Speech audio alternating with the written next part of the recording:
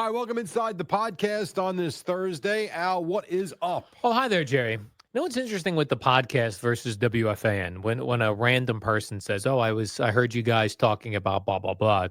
I understand it. It's WFAN. People get in and out of cars. Sure. But when someone reaches out about something they heard on the podcast, like You're blown away. yeah, I was like, "You listen to the podcast?" Like I Yeah. just picture a handful of people on Twitter that will reach out. Like for example, I was complaining about my eyeglasses. Yes. And a man reached out, texted me. I had his number in my phone. It was Nate Burleson's eyeglasses guy. Oh, I remember when we were talking about him. Yeah. And he reached out. He goes, "Hey, I heard you struggling trying to find the glasses. Wow. If you have the model number, I understand it's discontinued. I might be able to find it. How about that? And I understand what you like. Here's a brand to check out." That's I thought awesome. That was really nice. That is very cool. It makes you feel and appreciate that what we are doing is being heard by some people. Yes.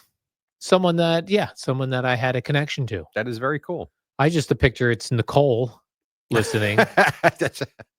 And then a couple of other people. I will tell you, the more people I meet, it's a 50-50 split over people that say they listen at 5 a.m. and listen to the podcast. The older people, 100%, and when I say older, I mean people our age. Yeah. And maybe into their 60s. Those people I meet specifically at Rutgers games listen in the 5 o'clock hour. And then anybody I find younger than me are all podcast listeners. And I'm not saying it's 100%, but it's very close to it. And when we were, where was I last week? God damn, where was I? You were somewhere, Jerry. I don't even know. I was somewhere with Rutgers. The amount of people I met that actually listened at 5 a.m. blew me away.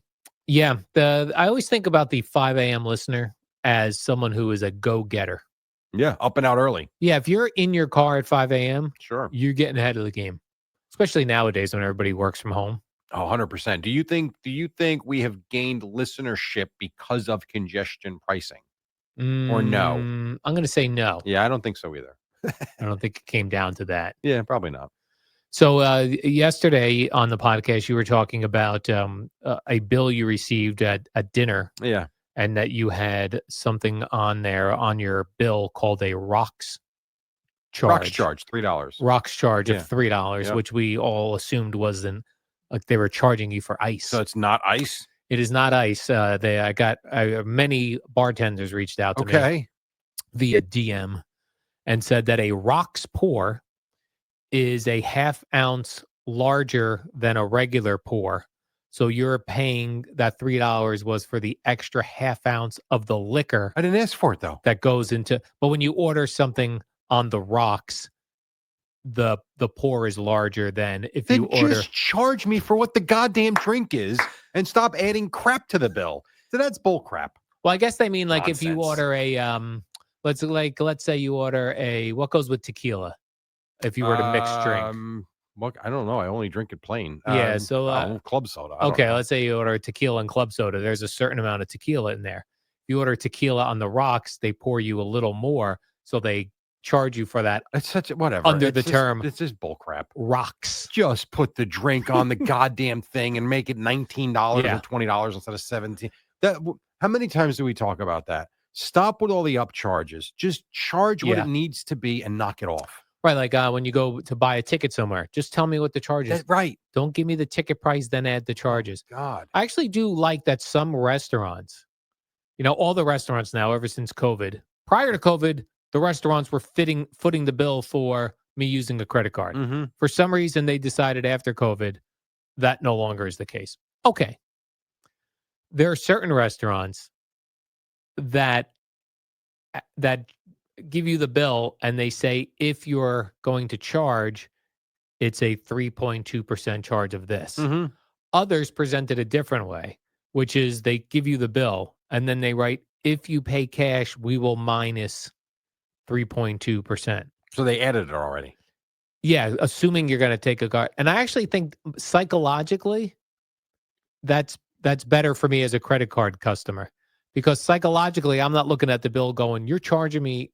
Oh, you want to charge? It's already there. It's already there. And it's like, hey, and they call it, instead of a credit card charge, they call it a cash discount. Well, what I don't understand, and I'm as a tiny, minute small businessman myself with Yes. my little league and everything I do. I get charged credit card fees. I don't charge them back. And I sit there like, why don't I? So, like, for instance, if you want to join our cornhole league, it's a $250 team fee. So you would think, and everyone thinks, and trust me, I know some of the guys have done the math. Oh, how much money's coming in, but it's not that simple because of all the expenses we do have. But that 250 turns out to be 244. So for every team that pays with a credit card, we lose $6. And people have said, well, why don't you charge an extra $6 if you're using a credit card? I'm like, I feel like I'm nickel and diming you then. Right. But at the end of the day, why am I paying that $6? I'm already losing money. So I don't know. I probably should do that or make a cash payment even Venmo charges. I think Venmo I get $245 instead of $250. PayPal the same thing. Yeah. You ever try at one point you were someone who used to like to trade in cars and get new cars? Yeah, not brand new used cars. Yeah. So you were on a roll there for a little while. I'm curious if you ever ran into a point because this happened to me once when I was buying a used car, and when I went there at the time, I didn't think I'd be buying a car today. I was like, let me go look around. Yeah. And then I found a car I liked. They were giving me money for my trade that I liked. And I was like, okay, great. I said, they're like, okay. I said, they want I go, I'm going to pay cash. So I go, okay. And I give them my credit card. They go, you can't pay by credit card. Why? And I think because they get charged the 3%. And they didn't give that to you in the price, maybe. Yeah. I think the most they would let you charge is $500 on credit card. Really? Yeah. That's interesting. You got to go get a check. Huh. I didn't know that. Which I didn't have. I did not know that. And I was like, well, then I'm gonna have to walk away until I How about transfer into my checking account. You know what I mean? Right. Yeah. That's interesting because a lot of times on that document that has all the information. Yeah.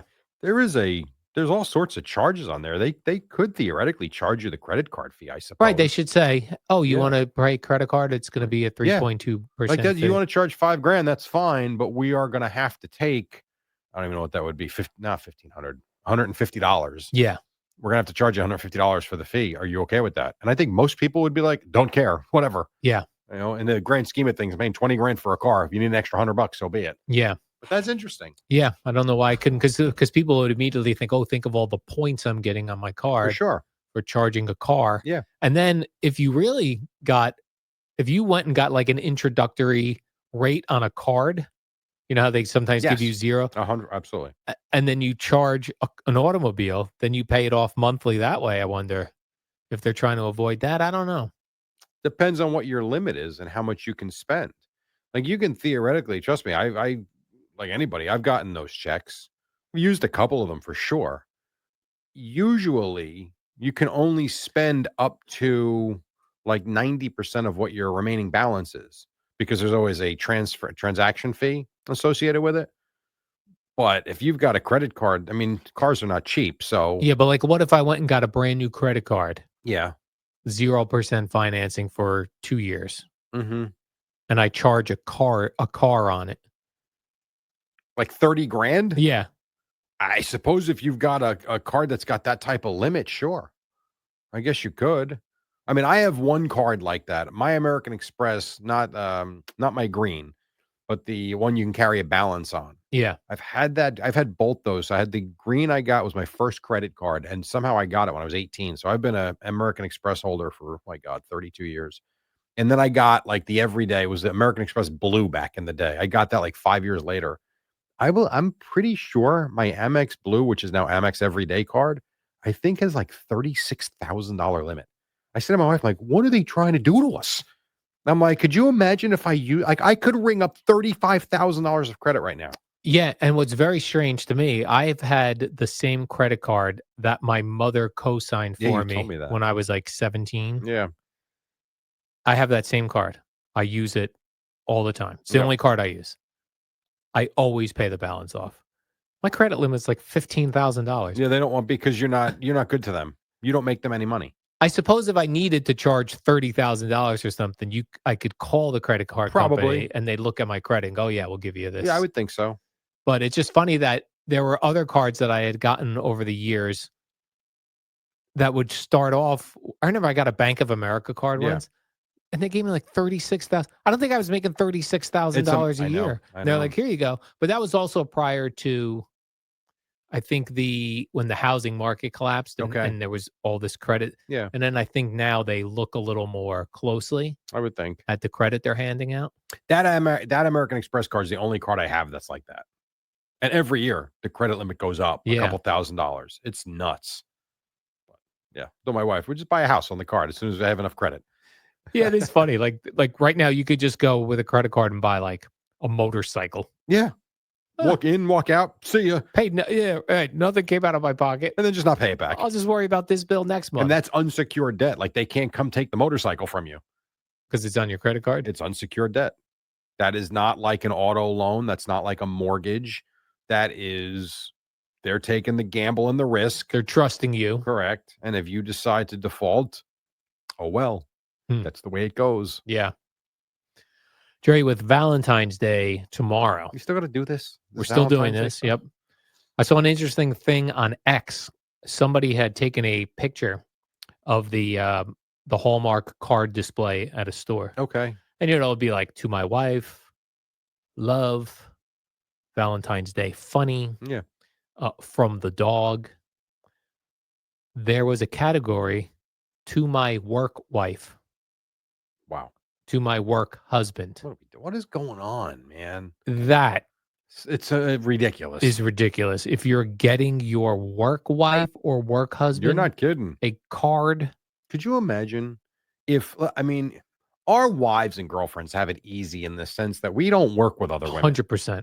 But could you imagine work with all dudes? If Eddie wasn't Eddie and you worked with even just a relatively attractive female, and Gina saw you getting a Valentine's Day card to your work wife? Yeah, I'm like, she's like my work wife. I don't think she'd appreciate it. No. And conversely, I wouldn't appreciate it if I saw my wife doing that to, whoever is her coworker. No, thanks. Yeah. You want to go be with him then. Jesus Christ. Right. Like I could get Eddie a Valentine's to my work wife because he is, he calls himself my work wife. It's weird. Which is weird. I agree. But I could get him that card because I'd be like, oh, it's Eddie. Look, I'm getting him a Valentine's Day card. Unless she finds you guys going to Pound Town. Right. Then it would take on a different meaning. It would. There'd be a different meaning with the card. But yeah, I thought that was really strange. We think about how far, and listen, they got to do what they got to do to survive the card industry. But what is, like, honestly? They did survive, though. Like, we had the card industry to dead. A certain degree. I don't think it's as vibrant as it was. It's just not. I don't buy cards as much as I used to. When was the last time you bought, like, for instance, birthday cards? I don't send birthday cards out anymore. I send a text. Yeah. Like, if you go back even 10 years ago, birthday cards for everybody. My brother, my sister, my parents, my in-laws, like everybody got a birthday card. Anniversary cards. Now it's like, send a text. Yep. That's about it. Send a text, and if it's like for your niece or nephew or something and you're going to send them cash, I Venmo them cash and write, happy birthday. Yeah. It's different. So they are still alive. I don't know how well they are, though. Yeah, that's true. And they're too expensive. And part of it is they've outpriced themselves. I'm not spending $9 on a card. I'm sorry. Just not even doing a regular card's $4.50 for sure. Well, the shoebox ones I think you can still get for $2 or $2.50. That's fine. I'm not spending $8 or $9 on a card. I'm just not. Yeah. It's gotten silly. Yeah, I remember when I first got a computer, a Commodore 64, which really only played games. But there was a program there called Print Shop. I remember Print Shop. Yeah, you could create greeting cards, print it out, and fold it upright. It was never like a folded card. Properly, though. Yeah. They never folded properly. And I remember thinking then, like, oh, Hallmark's dead. I'm creating my own cards over here now. But the cards never came out good enough. Yeah, and it didn't have an envelope. Now I got to find an envelope to send it to somebody. And it looked like, oh, you printed this off your printer, you cheap bastard. Yes, I did. Yeah. That is true. Yeah. And it costs too much money with the ink. Right. Right. If you didn't use your printer enough, the ink dried up. If you used it too much, the ink was so expensive. Correct. It didn't make any sense. You were killing yourself financially over these cards you thought you were saving money with. Yeah. You were not. But I will always go, I'll go shoebox greeting all the time because it's kind of fun. Yeah. It's nice. That sounds fine. I always had a hard time getting cards for family members. Like, it was always a tough one, Father's Day. Okay. Because all the cards were about golf, which my dad doesn't golf. Mm-hmm. Fishing, he doesn't fish.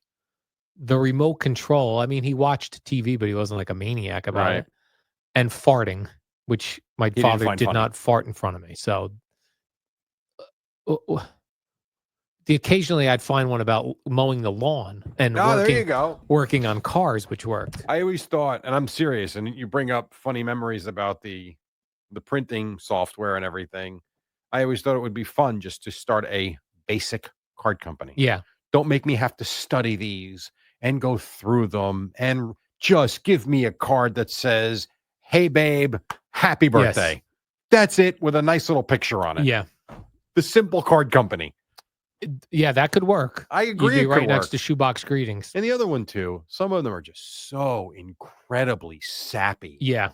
Like, you want to get something that's somewhat representative of what you're sending. Yeah, like we were not a lovey-dovey family. I didn't feel unloved, but we would never go, "I love you." We just did not do that. I understand. And I'd go to get a card for like Father's Day, and know. I'd open it up, be like, "A father's love is thicker than what?" I'm like, "What? A father's love?" Can I find a card that says "Pass the potatoes, happy birthday"? Right? It was so awkward. Yeah, Be no, I awkward know. for me. I know. It'd be awkward for him. Well, but even like Valentine's Day coming up, whether it's Yeah. for your mom or for Gina or for whoever, Yeah. it makes it seem like the world will end if you weren't in my Yes. life. I mean, good Lord, Yeah. take a break, will you? It is hard to It's so find. extreme. Yeah. Right. And it doesn't mean you don't love your mom. It doesn't mean you don't love Gina or your wife. None Yeah. of that. But can we just be more normal? Yeah. I mean, More my normal. God. Yeah. How about a couple of roses, go out to dinner, have a little sex, and we're good. And there you go. I mean, Valentine's really, Day. Jesus. Yeah, we didn't even hug each other until my older sister, to the man she's married to. She's been married since 92, I think. Okay. So he came from an Italian family, and he was always a huggy person. He'd hug everyone. Hello. So then we would go to, then my sister gets married. We'd go to her house, and you'd walk in, and everyone's hugging. Then we'd look at each other like, I guess we got to hug now, because otherwise we look like weirdos. But if it was not for my sister marrying that man, I don't think I would ever have hugged my parents. But now I hug my parents, and All it's the time. normal. Yeah. But for the longest time, we just didn't do that. Yeah, I don't know when it started for us. My mom will give the hug for sure. But that's about it. But you yourself was probably the first generation of fathers that was more into showing emotion to your children. I don't know that our fathers were that way, and certainly their fathers weren't that way. Well, maybe. I think I am definitely a different case, only because of the hours that I've had. I've basically watched both of my kids grow up. I've never, trying to think, the last 9 to 5 type of job I had was at this radio station working for Mike and Chris. And that was for 6 months. And then I was on overnight. So I was around when Matthew was born. I was with him all day. I just wasn't home when he was sleeping. And then when Joe Dude was born, I was working this shift. So I was home all day. So I'm around more. I definitely have, I would say, a closer, me and my dad and my brother, all good. Nothing bad about it at all. But definitely closer to my two kids, only from, I think, the time spent is significantly more than I spent with my dad, who worked a normal job Monday through Friday, and some nights staying home till 7:00. Yeah. Just didn't see him as much, to no fault of anybody. Right. Yeah. I just think we're in a, I don't want to say a wussier dad phase, but the dads are a little more wuss. I think it's more of a co-parenting phase. That's it. That's a better word than saying a wuss father phase. Because for me, I would say, and again, this is no disrespect, but I think this is, maybe you would agree, our moms raised us, and dad was kind of the disciplinarian and was around on the weekends. For me, in my house, I feel like I raised my two boys just as much as Kim did, because she worked for, well, she was home for a good portion of it, but also then worked for a good portion of it as well. I would say we almost split and spent the same amount of time with these kids. Very different in terms of time spent. I remember my father one time talking about, so like at some age, I was a pain in the ass to my mother. Like I was just a wise guy. And I probably wouldn't listen to her. And she would say, when your father comes home, I'm going to tell him. I mean, she was serious. She was serious, yeah. And then I remember him one time saying, after I was much older, that, if the father isn't home all day because he's working, and then he'd come home, now you'd have to be the disciplinarian. He's like, I haven't seen the kids all day. Now I got to be the I mean, you don't want the to hard be. ass. Yeah. And you don't want to be. Right, but then you don't want your kid to be a punk. Oh, that's true. There's a fine line. Yeah, very fine line. There's a fine line between being taken advantage of and being respected. Yeah. And I think it depends on the kids and the person. And I think recognizing how they're playing you or if they're playing you at all. Yeah. I don't know. I don't know that I've ever had that issue with my kids. I don't think I have, but potentially, but I don't think so. Yeah. And that could have been because of your hours. Yeah. I mean, I spent tons of time with them. I really have. I don't know. How about that? How about that, Jerry? Yeah. Well, we've covered a lot here, Jerry. Your on the rocks charge was for the extra alcohol, not the ice cubes. Okay. I mean, I guess it makes me feel a little bit better. I just wish you'd just make it one price for Christ's sake. We're against getting a Hallmark Valentine's Day card for your work wife or work husband. Stupid. Yes. And parenting. And parenting. And the world. Yes. How about that? I'm not here next week, by the way. Is that right? Yes. Oh, yeah. You got a Rutgers trip. I'll be in, 40 degrees and rain all week. Where? Eugene, Oregon, Saturday and Sunday. And then we're busing to Seattle. Oh, wow. For Monday, Tuesday, Wednesday. I looked at the forecast. Not great. Where do you play in Seattle? The University of Washington in Seattle. Okay. And then we'll be back on Thursday morning. So I'll be back on next Friday. Is that a big basketball program, University of Washington? Well, it's a former Pac-12 team, Pac-10. So it's an arena. Oh, yeah. I've never been there. I don't know. I know the Oregon arena looks cool because it's green and yellow. It looks neat. That's where we'll be on Sunday. So you leave Saturday? We leave Friday. Tomorrow, Friday? Yeah, to try and get ready for I'll be here tomorrow, but we're flying tomorrow afternoon to try and get acclimated to the time change, give the guys all day Saturday to feel normal for Sunday's game. Well, will you have any time to be a tourist in Seattle? All day. But it's going to rain and be 38 degrees. What am I doing? True. I'm not doing anything. Space Needle. I got to be honest with you. I don't plan to do much with sleep, to be quite honest with you. Yeah, they have a museum of pop culture there. That was pretty cool. Okay. And when I was there, I don't know if this is a permanent thing or I just happened to hit it. They had a Pearl Jam museum. You did tell me about that, but you weren't sure if it was a pop-up museum or not. Yeah, it was part of the pop culture museum, so it may have been just something they had at that time, but they had I'll check it out. A lot of cool things. Yeah, I mean, that would be something. I would. The Space Needle, I'm honestly not interested in at all. If I never see it, that's fine. But that does seem interesting. The museum kill a couple of hours. You like coffee? There's supposedly a good coffee in Seattle. Yeah. Seattle coffee, Jerry. Seattle's best. Is that from Seattle? I believe so. Starbucks from Seattle? Yes. I can't stand Starbucks coffee. I don't like it. There's the blonde roast is okay. Yeah, I like the blonde roast. But I really don't care for Starbucks. Okay. So I'm a Dunkin' Donuts person. Okay, so you're out for that. Yeah. But the Pop Culture Museum, that does sound interesting. Yeah, that's kind of cool. I was disappointed the Seattle Kraken aren't playing. Oh, yeah, it would have been neat. The NHL's on break for this Four Nations tournament. That would have been cool. I like seeing the different arenas. Right. Or Vegas, if it was baseball season. Yeah. But there's nothing like that when we're there. So whatever. You can get a tour of the Kingdom. Is that still up? I don't know. They imploded that. Damn it. I'll be taking an Uber. Yeah, take me to the Kingdom. Got to drop me off at a park. There'll be a plaque. Here's where the Kingdom once stood. Oh, Christ. You're funny. All right, Jerry, let's do the warm-up program. We'll see you tomorrow before your big trip. So